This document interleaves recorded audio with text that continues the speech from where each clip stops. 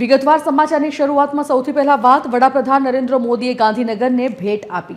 Mahatma Mandir metro સ્ટેશનનું PM મોદીએ ઉદ્ઘાટન કર્યું। ગાંધીનગર મેટ્રો ફેઝ 2નું પીએમ મોદીએ ઉદ્ઘાટન કર્યું। સચિવાલયથી મહાત્મા મંદિર સુધીના રૂટની તેઓએ શરૂઆત કરાવી। વડાપ્રધાન મોદીએ મેટ્રો સ્ટેશનનું ઉદ્ઘાટન કર્યા બાદ લોકોનું અભિવાદન પણ ઝીલ્યું હતું। ઉદ્ઘાટન સ્થળે સાંસ્કૃતિક કાર્યક્રમોનું આયોજન પણ કરવામાં આવ્યું હતું, જ્યારે કલાકારો દ્વારા ગરબા તેમજ મહારાસનું આયોજન થયું હતું। PM Modi Gandhinagar circuit house જવા માટે રવાના થયા હતા। વડાપ્રધાન નરેન્દ્ર મોદી રાજભવન ખાતે રાત્રિ રોકાણ કરશે।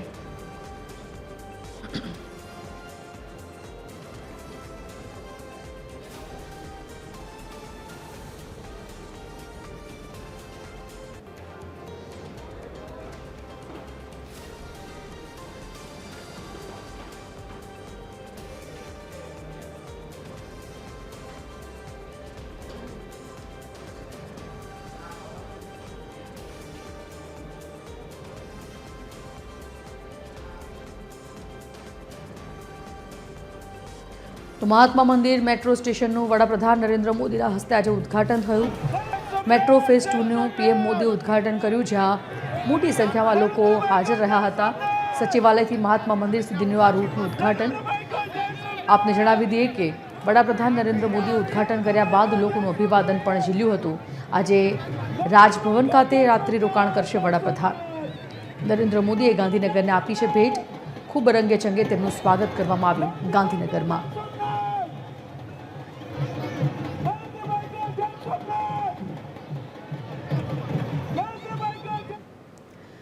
વડાપ્રધાન નરેન્દ્ર મોદીએ ગાંધીનગરમાં ધારાસભ્યો સાથે વાતચીત કરી। વડાપ્રધાને ધારાસભ્ય રીટા પટેલ અને ધારાસભ્ય બાબુ જમના સાથે મુલાકાત કરીને વાતચીત કરી। વડાપ્રધાને બંને ધારાસભ્યોના હાલચાલ પૂછ્યા।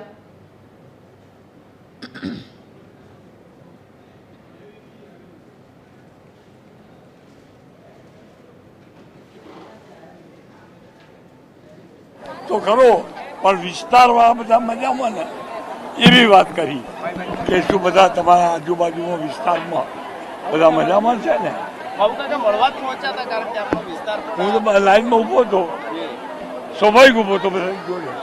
સાહેબે કેમ બાબુલા કહી લોકાર્પણ કરીને નીચે ઉતર્યા ત્યારે જોયું કે ગાંધીનગરની ખૂબ સારી જનતા છેલ્લા 3-4 કલાકથી અહીંયા ઊભી હતી સાહેબના એક દર્શન કરવા માટે, સાહેબની એક ઝલક જોવા માટે છેલ્લા 3-4 કલાકથી અહીંયા ગાંધીનગરના નગરજનો ઊભા હતા। ત્યારે સાહેબ એમની ગાડીમાં બેસવા જતા હતા, પણ ગાડીમાંથી ઉતરીને સાહેબે બધા જ નગરજનો જે જય સોમનાથના નારા લગાવતા હતા એ નારા ઝીલવા માટે, એમના અભિવાદન ઝીલવા માટે સાહેબ બધાને મળતા નીકળ્યા। ત્યારે અમારી સાથે પણ સાહેબે એક ફોટો પડાવ્યો। ખૂબ ટૂંકો સમય હતો એટલે વાત નથી થઈ, પણ સાહેબે બધા જ નગરજનોનો ખૂબ સરસ અભિવાદન ઝીલ્યું છે। આ તરફ કેન્દ્રીય ગૃહમંત્રી અમિત શાહ આગામી મકર સંક્રાંતિના પર્વે 3 દિવસીય ગુજરાત પ્રવાસે આવી રહ્યા છે। 13 થી 15 જાન્યુઆરી દરમિયાન અમિત શાહ અમદાવાદ અને ગાંધીનગરમાં વિવિધ વિકાસલક્ષી કાર્યોના લોકાર્પણ અને ખાતમુહૂર્ત કરશે। ઉત્તરાયણના દિવસે તેઓ જગન્નાથ મંદિરે દર્શન અને ગૌપૂજન કરીને દર વર્ષની જેમ કાર્યકરો સાથે પતંગોત્સવની મજા માણશે। 15મી જાન્યુઆરીએ તેઓ આદિશંકરાચાર્ય સમગ્ર ગ્રંથાવલી વિમોચન સમારોહમાં ખાસ હાજરી આપશે।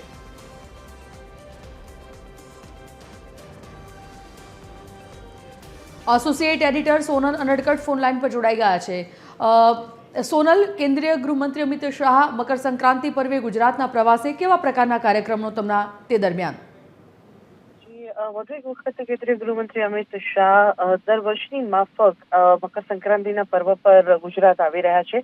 દર વર્ષે તેઓ આ જ પ્રકારે મકર સંક્રાંતિના પર્વ પર લગભગ 2 કે 3 દિવસ માટે અમદાવાદ આવતા હોય છે અને આ વખતે તેઓ અમદાવાદ ગાંધીનગરમાં વિવિધ કાર્યક્રમોમાં હાજરી આપવા આવી રહ્યા છે અને આ વખતે તેઓ 3 દિવસ માટે આવી રહ્યા છે।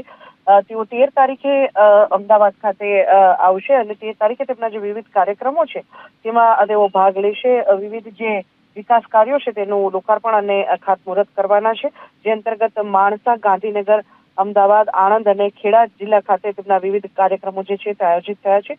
આ ઉપરાંત 14 તારીખે તેઓ જે નિયમ પ્રમાણે દર વર્ષે તેઓ સવારે જગન્નાથ મંદિરના દર્શન કરે છે ફેમિલી સાથે અને ત્યારબાદ ગૌ માતાનું પૂજન પણ કરે છે અને આજ નીતિક્રમ જે તેમનો છે દર વર્ષનો તેઓ જાળવી રાખશે અને સવારે તેઓ જગન્નાથ મંદિરે દર્શન કરવા જશે અને ગૌ માતાનું પૂજન કરશે. ત્યારબાદ તેઓ ગુજરાત હાઉસિંગ બોર્ડની રીડેવલપમેન્ટ યોજના અંતર્ગત જે સૂર્ય એપાર્ટમેન્ટ વિભાગ 2 નું ભૂમિ પૂજન કરવાના છે. અને ત્યારબાદ અમદાવાદમાં નારાયણપુરા, નવા વાડજ અને અખબારનગરમાં 3 વિસ્તારમાં કાર્યકર્તાઓની સાથે અલગ અલગ વિસ્તારોમાં જઈ અગાશી પર જઈ ટેરેસ પર જઈને તેઓ પતંગ ઉડાડશે, એટલે કે પતંગોત્સવ ઉજવશે. અને ત્યારબાદ 15 તારીખે તેઓ સસ્તું સાહિત્ય મુદ્રણાલય ટ્રસ્ટ દ્વારા જે પ્રકાશિત ડોક્ટર ગૌતમ પટેલ સંપાદિત આદિ શંકરાચાર્ય સમગ્ર ગ્રંથાવલીનો જે વિમોચન સમારોહ છે તેમાં તેઓ ટાગોર હોલ ખાતે હાજરી આપશે.